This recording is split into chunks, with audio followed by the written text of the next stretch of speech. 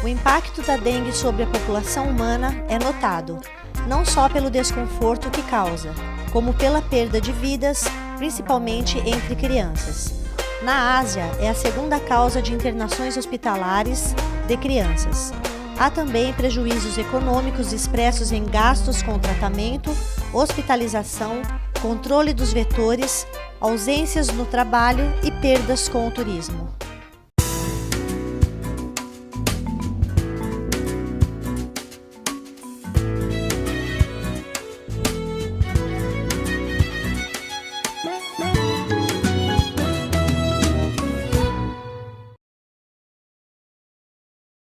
Olá, amigos do Câmara Esportiva. Estamos novamente com o bloco de qualidade de vida e saúde. E hoje nós vamos falar sobre um assunto muito preocupante no continente todo, principalmente aqui no Brasil, sobre a dengue. Está aqui ao meu lado o Dr. Marcelo Mostardeiro. Ele é infectologista, médico do Hospital do Servidor Público Estadual de Moléstias Infecciosas. Tudo bem, Dr. Marcelo? Tudo bem. Pois é, um assunto aí preocupante, né, que vem se alastrando, já virou uma epidemia no nosso país, infelizmente, né? E eu gostaria que você batesse um papinho comigo sobre a dengue, a transmissão, forma de prevenção, né? E vamos falar um pouquinho, falar sobre a história, né? Como que surgiu esse mosquito aí que assusta todo mundo? Sim, Meire. A dengue, ela é uma doença antiga que existe há muitos anos assolando a humanidade especificamente no Brasil, ela já foi no passado um grande problema de saúde pública. O primeiro surto epidêmico foi descrito em 1923. De lá, 1923, para cá, houve uma tendência de redução do número de casos, né? Até mais ou menos a década de 80, mais ou menos. Só que nós voltamos de alguns anos para cá a uma situação de aumento de número de casos no Brasil inteiro. E como, né, todos sabem, esse problema tem se agravado, né, em todas as nossas cidades do Brasil nos últimos anos. Já que você falou em número de casos, né, gostaria que você falasse um pouquinho sobre a epidemiologia da dengue. Foi liberado pela Secretaria Estadual da Saúde do Estado de São Paulo o último boletim epidemiológico, que consta que na capital tivemos de casos confirmados em torno de 8.000 casos, o que aumentou significativamente em relação ao mesmo período do ano passado. Desses 8.000 casos, até agora tivemos 4 mortes confirmadas e ainda 9 mortes que estão sendo avaliadas se foi pela dengue ou não. De qualquer maneira, o estado de São Paulo é o estado que lidera as estatísticas em termos de frequência, de prevalência da doença, com em torno de 100.000 casos, mais ou menos, sendo, só para vocês terem uma ideia, no Brasil inteiro foram notificados até agora 225.000 casos. Então, quase a metade dos casos do Brasil estão no estado de São Paulo. E especificamente aqui na capital, me parece que a Zona Norte é a mais acometida também. Sim, essas são as informações que têm sido divulgadas pela Secretaria Estadual da Saúde. Sim. Doutor Marcelo, estamos falando em epidemia, né? Fala um pouquinho a definição exata da dengue, né? Está com dengue. O que é a dengue? Então, a dengue é bom que as pessoas saibam, né, que é uma doença viral, né? É por isso que a gente chama o vírus da dengue. E como todo vírus, tem alguns sinais ou sintomas que são comuns em vários tipos de vírus diferentes. Porém, a característica do vírus da dengue é que ela tem alguns sinais ou sintomas que são bastante frequentes só nessa doença, que são basicamente dor nas juntas, dor no corpo, febre. Então, toda pessoa que chega para um atendimento médico com esses sinais e sintomas, a primeira hipótese que o médico deve fazer nessa época do ano é um caso de suspeita de dengue. Se fala suspeita porque, como você disse, todo processo infeccioso tem mais ou menos os mesmos sintomas. Então, confunde um pouco, né? Tem algum teste, alguma avaliação específica que você fala, não, você não está com gripe, está com dengue. Tem algum teste, alguma coisa assim? Sim, a gente tem os exames que a gente chama sorológicos, né? Que daí definem se a pessoa, se aquele quadro clínico é de dengue ou não. Esse é um teste de sangue, né? Então, frente a esse exame, dá para o médico dizer com certeza se é ou se não é um caso de dengue. Meu avô, para mim, era como se fosse meu segundo pai. As pessoas têm que se preocupar muito com a dengue, porque é uma doença muito grave que pode matar. Não é difícil combater a dengue. Basta tirar uns minutos por semana e você já está protegendo a sua casa. Eu também tive dengue, fiquei muito mal. Meu avô, para mim, era o meu herói. E perder ele realmente foi um choque. Doutor Marcelo, você me disse que as doenças virais geralmente têm os mesmos sintomas. Febre, dor no corpo. Quando uma pessoa apresenta esse sintoma, o que ela deve fazer? Então, é importante você perguntar isso. A doença viral, existem várias, né? Que tem mais ou menos sintomas e sinais parecidos, mas que, no caso específico da dengue, ela tem sinais e sintomas que são mais frequentes, né? Então, quando a pessoa for no posto de saúde, o médico vai perguntar se ela teve dor de cabeça, se ela teve febre, se ela teve dor nas juntas ou se ela teve dor no corpo, né? E quando a pessoa fala isso para o médico, ele já vai suspeitar que aquela pessoa esteja tendo dengue. Muito bem. Então, aí chegamos num caso suspeito. O médico, inclusive, ele vai fazer a notificação para as autoridades sanitárias do caso daquela pessoa. Na sequência, o médico ele vai fazer um exame que se chama prova do laço, que é um exame para ver se a pessoa ela está com uma tendência a ter sangramentos na pele. Essa prova do laço ela é feita através de um aparelho de pressão que é colocado no braço da pessoa por alguns minutos e, após esse período, o médico conta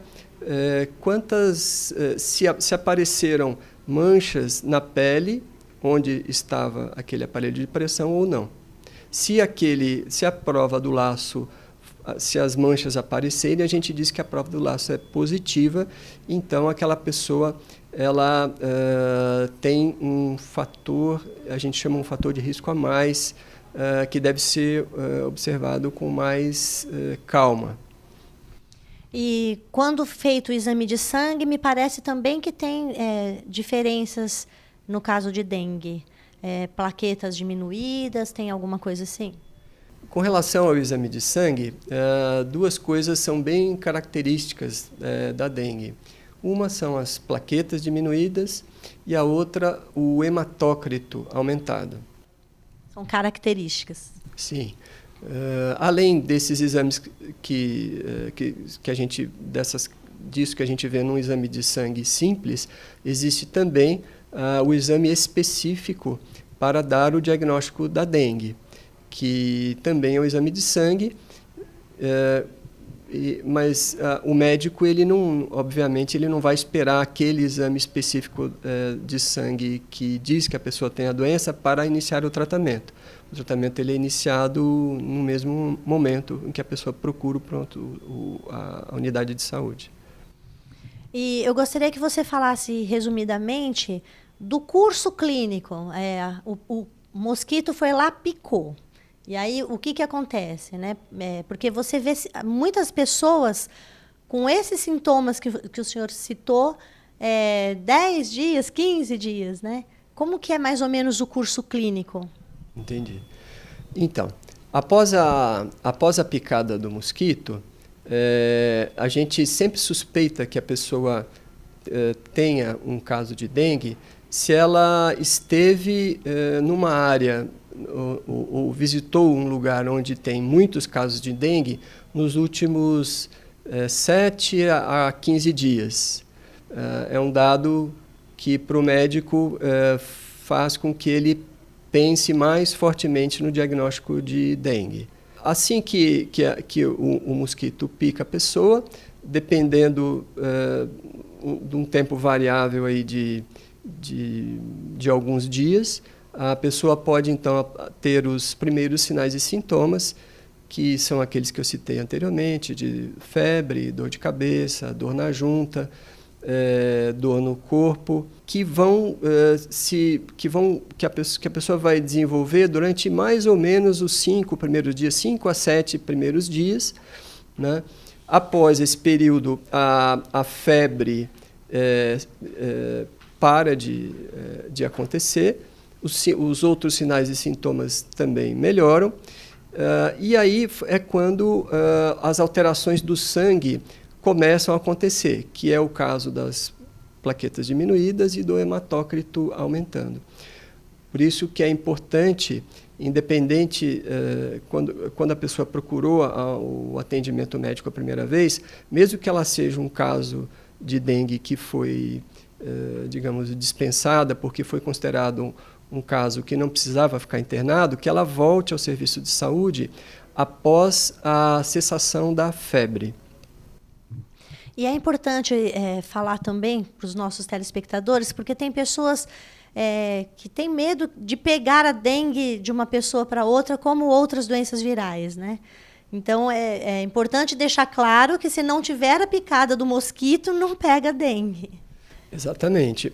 Essa é uma doença que ela é transmitida pelo mosquito, né? Pelo Aedes aegypti, e o mosquito tem que estar infectado, né? Como é que o mosquito fica infectado? Porque ele picou alguém que estava infectado anteriormente. Então, a transmissão ela não acontece de pessoa para pessoa. Não, isso não acontece. A transmissão sempre vai acontecer quando um mosquito infectado pica uma pessoa que não está infectada. Doutor Marcelo, nós temos também a forma mais grave da doença, né? O senhor falou dos sintomas febre, dor no corpo. Me parece que tem a dengue hemorrágica, que é uma forma mais grave. Eu gostaria que o senhor falasse um pouquinho dos sinais que apresentam essa dengue hemorrágica. Então, antes de falar propriamente da dengue hemorrágica, é importante falar que existem alguns sinais de alerta na dengue. Entre esses sinais de alerta estão as hemorragias, né? Que hemorragias são essas? Quando a pessoa sangra na gengiva, quando ela sangra pelo nariz, espontaneamente, ou se ela apresenta manchas na pele, que como se a pessoa tivesse tido um batido em algum lugar, ou tivesse um sinal de sangramento na pele.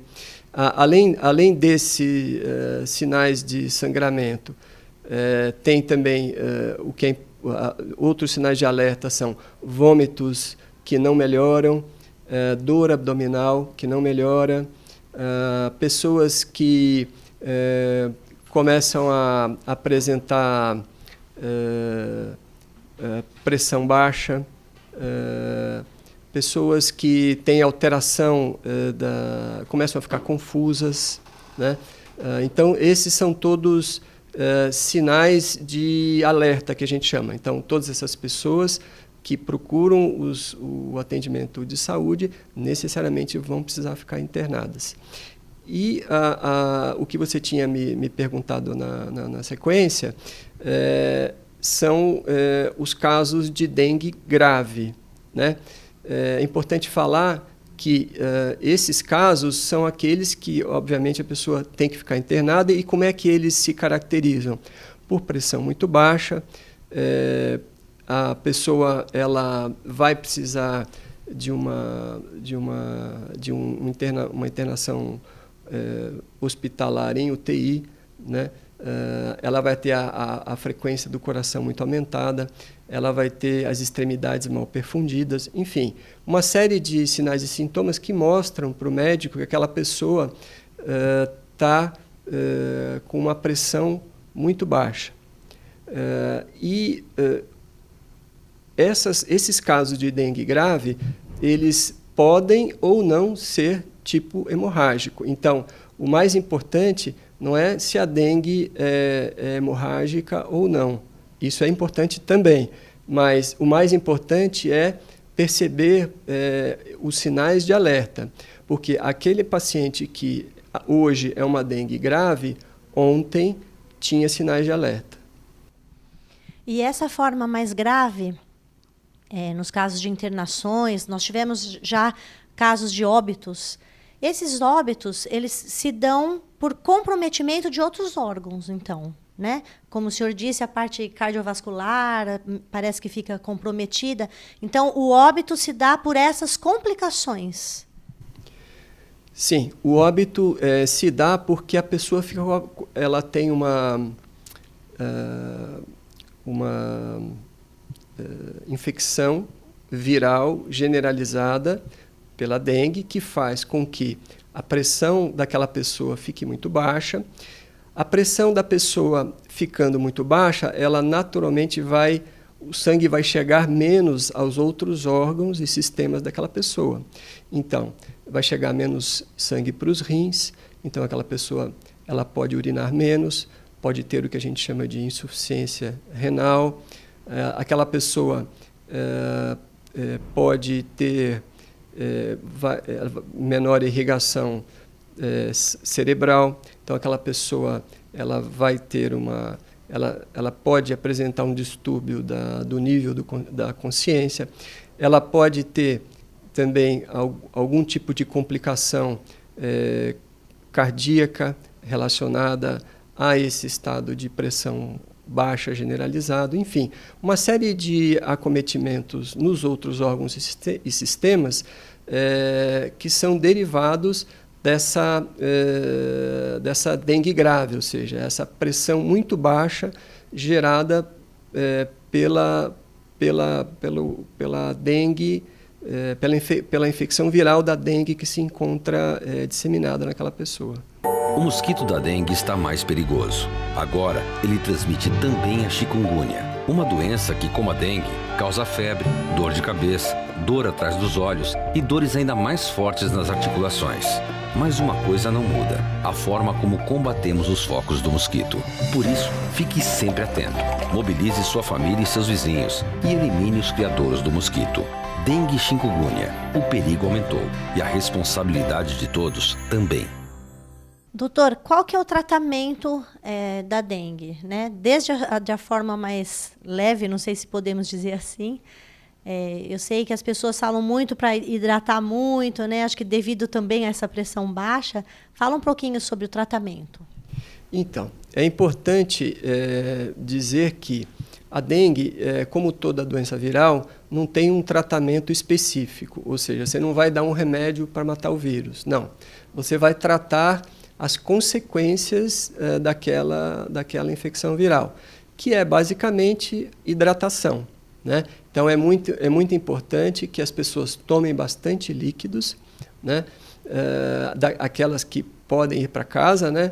Então o médico sempre orienta a fazer uma ingestão de líquidos. Fora isso, são remédios para os sintomas que a gente chama. Então, se a pessoa tem dor de cabeça, se a pessoa tem febre, se a pessoa tem mal-estar, ela vai tomar remédios para esses sintomas. Parece que tem medicamentos que, logo que você fala, na suspeita de dengue, não ingira esse medicamento. Acho que ácido acetilsalicílico é um deles. Isso, exatamente isso. Toda pessoa que tem suspeita de dengue não pode tomar, de forma alguma, o ácido acetilsalicílico, né, que é o AS, mais comumente conhecido como AS, nem anti-inflamatório de espécie alguma. Isso por quê? O ácido acetilsalicílico é um dos remédios que quem tem dengue não pode usar. Por quê? Porque ele favorece fenômenos hemorrágicos. O AS é um deles, né? Isso. Os casos de dengue em Guarulhos aumentou 46% em 7 dias. São 2.297 casos de janeiro até abril, 727 casos no período de 7 dias. A Prefeitura Municipal está dispondo de 16 tendas espalhadas pela cidade para esclarecimentos, prevenção e diagnóstico.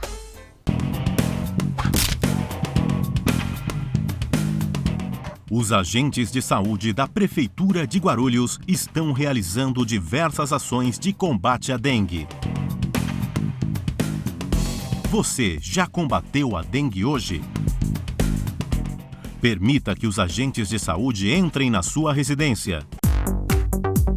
Ajude a eliminar os criadouros dos mosquitos que podem estar dentro das casas ou nos quintais. Baldes e recipientes com água devem estar bem tampados. Se for necessário guardar, cobrir, sempre lavar o tambor antes de encher de novo. Escorra a água e coloque areia nos pratos e vasos de flores. Coloque no lixo todo o vasilhame que possa acumular água. Vire as garrafas com a boca para baixo. Tampe as caixas d'água. Lave os potinhos dos animais domésticos. Mantenha os ralos fechados e limpe as calhas. Cubra ou fure pneus usados. Pequenas mudanças de hábito são essenciais para controlar a dengue e podem salvar vidas. Juntos, vamos expulsar o mosquito da nossa cidade. Guarulhos contra a dengue. Doutor Marcelo, como que prevenimos a dengue, né? Eu não sei se é um caso da questão sanitária, eu queria que o senhor explicasse um pouco sobre isso. Então, é importante saber que, como a dengue ela é uma doença que é transmitida pelo mosquito, né, pelo Aedes aegypti, é importante não deixar acumular água parada em nenhum lugar, né?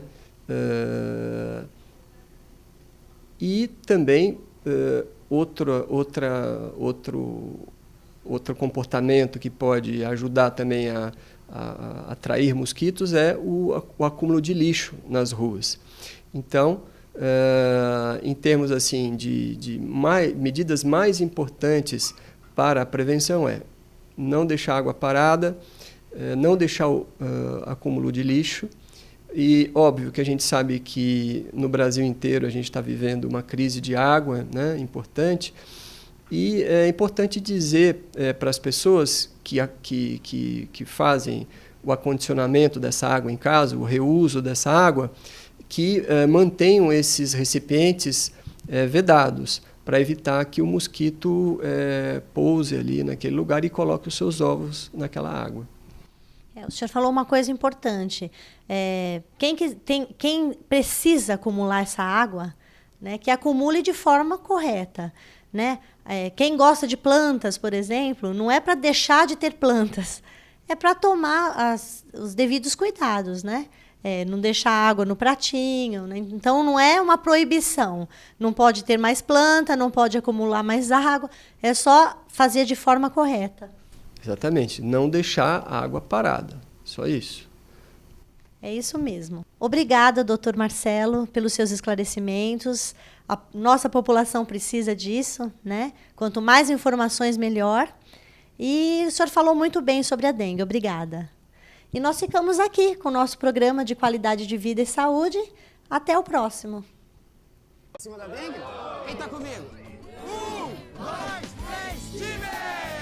Proteger a sua casa da dengue custa só um tempinho e pode livrar você e toda a vizinhança de um grande problema. Fique atento aos locais que podem acumular água e mantenha-os sempre limpos. E aí, já começou o segundo tempo? Ainda não, Cafu. Ó, dá tempo de fechar esse lixo que você esqueceu, hein? Não dê tempo para a dengue.